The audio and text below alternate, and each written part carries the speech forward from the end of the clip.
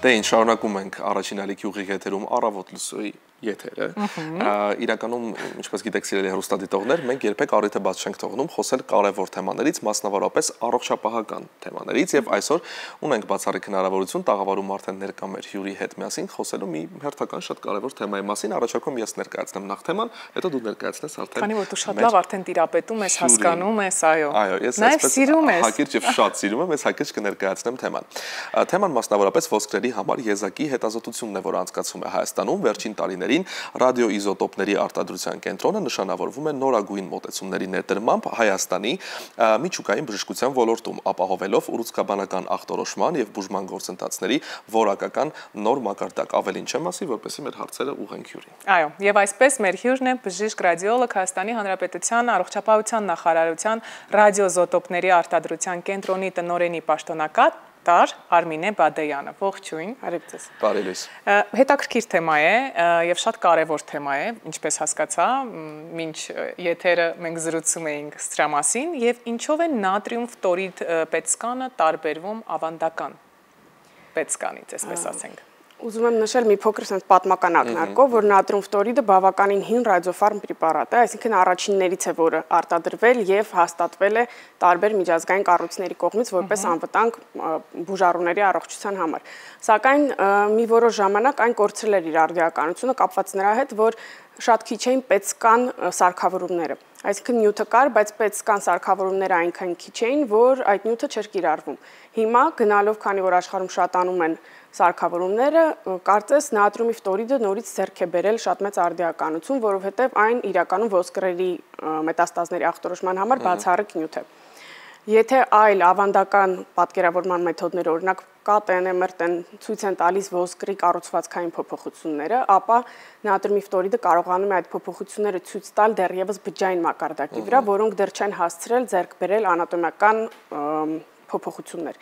Այսինքն մետաստազի մի քանի բջիջների առկայության դեպքում մենք հնարավորություն ենք ունենում հայտնաբերել այդ մետաստատիկ օջախները եւ հետեւաբար կարողանում ենք ընտրել ավելի ճիշտ բուժման սխեմա, որը կօգնի տվյալ բուժառուին պայքարել քաղցկեղի դեմ։ Այսինքն սա օգնում է միայն հայտնաբերել մետաստազները ոսկրերում, ուրիշ հիվանդություններ, ուրիշ բաների համար սա չի կիրառվում։ Հիմնական կիրառությունն իհարկե ուռուցքաբանությունն է մետաստազների համար օգտագործում, սակայն բորբոքային հիվանդությունների ժամանակ այն եւս կարող է օգտագործվել, եթե կասկածվում են ոսկրերում բորբոքային օջախներ, սակայն պատկերավորման մեթոդներով չեն կարողանում հայտնաբերվել, բայց կլինիկապես այդ կասկածը կա, նատրիումի ֆտորիդը այս պարագայում եւս կօգնի հայտնաբերել այդ փոքր բորբոքային օջախները։ Եվ շատ ավելի արագ եւ շատ ավելի նախնական փուլում։ Արդյոք այս նոր տեխնոլոգիայի միջոցով նաև փոխվում է ընդհանուր բուժման ռազմավարությունը։ Անպայման, քանի որ բուժման պլանի ընտրությունը ուղիղ կապ ունի հիվանդության փուլի հետ։ Այսինքն առաջնային փուլավորումը քաղցկեղի դեպքում ամենաառանցքային դերը ունի հետագա բուժման պլանը կառուցելու համար։ Եվ եթե մենք սխալ ենք թույլ տալիս փուլավորման հարցում, բնականաբար այդ սխալը տարածվելու է նաև բուժման տակտիկայի ընտրության հարցում։ Դրա համար հստակ փուլավորելով եւ նախորոք իմանալով թե իրականում ինչ փուլի հետ գործ ունենք, մենք կարողանում ենք ընտրել ճիշտ բուժումը, ճիշտ ռազմավարությունը, որպեսզի ստանանք մաքսիմալ լավ արդյունք։ Եվ հետեւաբար նատրիումի ֆտորիդի կիրառումը այն պարագայում, երբ կա ոսկրերի մետաստազների կասկած կամ ուղղակի ուզում ենք ճիշտ փուլավորել պացիենտին, շատ մեծ դեր է կատարում։ Որ դեպքերում է խորհուրդ տրվում այս մեթոդը։ Տեսեք, նատրիումի ֆտորիդը, ինչպես նշեցի, գերազանցապես ոսկրերի համար է իրականացվում։ Մենք կենտրոնում ունենք նաև պրեպարատներ, որոնք կարողանում են ինֆորմացիա տալ ամբողջ մարմնի եւ բոլոր օրգան համակարգերի մասին։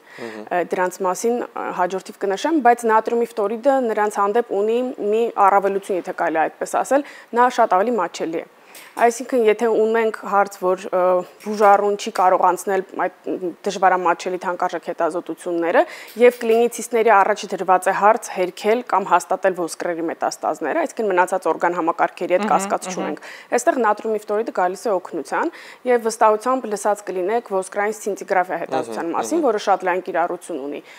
ուռուցքաբանության ոլորտում։ Նատրիումի ֆտորիդը անգամներով գերազանցում է սցինտիգրաֆիայի զգայունությունը եւ սպეციფიკությունը եւ հետեւաբար հետեւաբար անցնելով տվյալ հետազոտությունը մենք կարող ենք անկասկած ասել արդյոք կան այդ մետաստազները թե չկան։ Այս դեպքում ինչպես է պետք ճիշտ անցնել հետազոտությունը, արդյոք սա պետք է անցնել միայն պարտադիր բժշկի ցուցումով, թե օրինակ եթե կան մարդիկ, որոնք ժամանակին ենթադրենք պայքարել են քաղցկեղի դեմ, հաղթահարել են, հիմա ռեմիսիոն այս փուլում են, ամեն ինչ լավ է, գուցե նրանք էլ կարող են պարզապես հետազոտությունը անցնել հենց իրենց այսպես հանգստության համար, թե ոչ։ Ես միշտ սիրում եմ նշել, որտեղ էլ որ լինեմ, ցանկացած հետազոտություն կլինի դա սոնոգրաֆիկ էլեմենտար հետազոտությունը, թե պետկատը հետազոտությունը միշտ պետք է ուղղորդված լինի բուժող բժշկի կողմից։ Քանի որ հարցադրումները հետազոտող բժշկին պետք է անի բուժող բժիշկը։ Կախված հարցադրումներից փոխվում է հետազոտության ձևը, տեսակը եւ ակնկալվող պատասխանը։ Նատրիումի ֆտորիդը պետսկան հետազոտության ժամանակ կիրառվող ռադիոֆարմ պրեպարատ է, որի անունը մեզ հուշում է, որ մենք գործ ենք ունենալու ռադիացիոն ծանրաբեռնվածության հետ։ Չնայած այդ ռադիացիոն ծանրաբեռնվածությունը այնքան շատ չէ, որ կվնասի պացիենտին, այնուամենայնիվ երբևիցե այս հետազոտությունը չպիտի անցկացվի ուղղակի քմահաճույքից ելնելով, այո, սա պիտի լինի բուժող բժշկի ուղղորդմամբ եւ կոնկրետ ցուցումներով։ Որտեղ է Հայաստանում իրականացվում։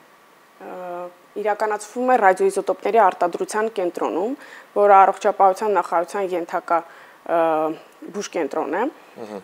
Կենտրոնը միակն է Հայաստանում, որը ունի ցիկլատրոն, որը կարող է ապահովել մեծ ծավալների եւ տարբեր տեսակների ռադիոֆարմ պրեպարատների սինթեզի ճառագայթային փուլը։ Մենք կենտրոնում ունենք թվով 4 ռադիոֆարմ պրեպարատներ, ինչպես նշեցի, ֆտորդեզօքսիգլյուկոզը, որը ամենաստանդարտն է, PSMA պետկատեն շագանակագեղձի համար կիրառվող, որը եզակի է Հայաստանում, ունենք FET պետկատը հետազոտությունը, որը օգտագործվում է գլխուղեղի ուռուցքների ախտորոշման համար, որը եւս եզակի է Հայաստանում, եւ նատրիումի ֆտորիդը, որը էլի միայն մեր կենտրոնի սահմաններում է կատարվում եւ օգտագործվում է ոսկրերի մետաստազների ախտորոշման համար։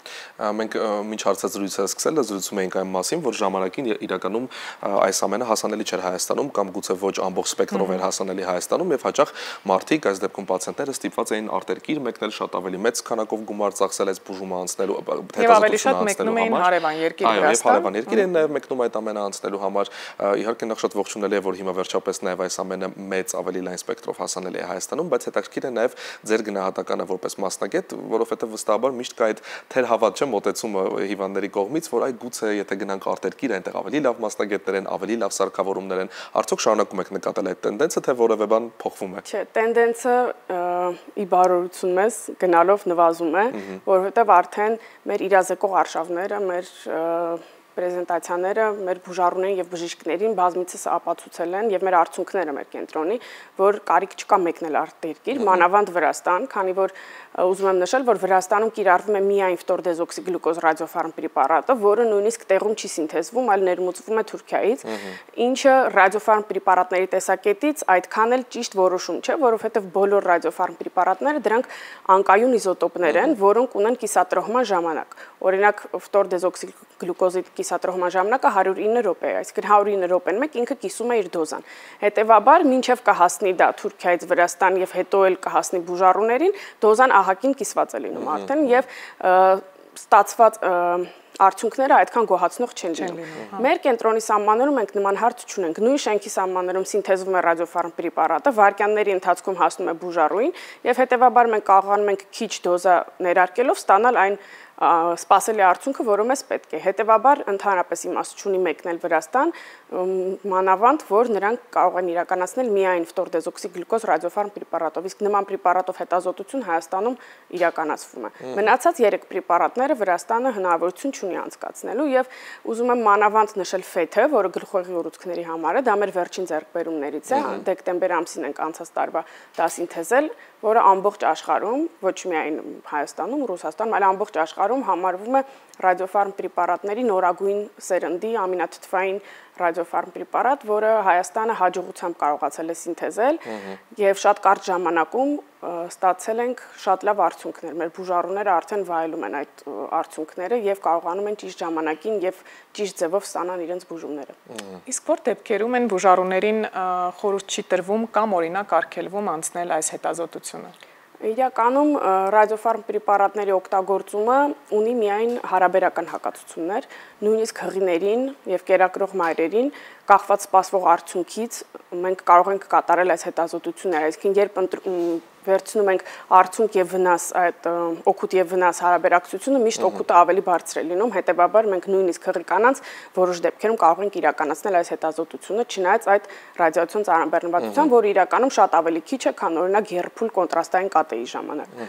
Ուրիշ հակացություններ չունի այս հետազոտությունը, որովհետև ռադիոֆարմ պրեպարատները կազմված են մեր օրգանիզմում արդեն իսկ առկա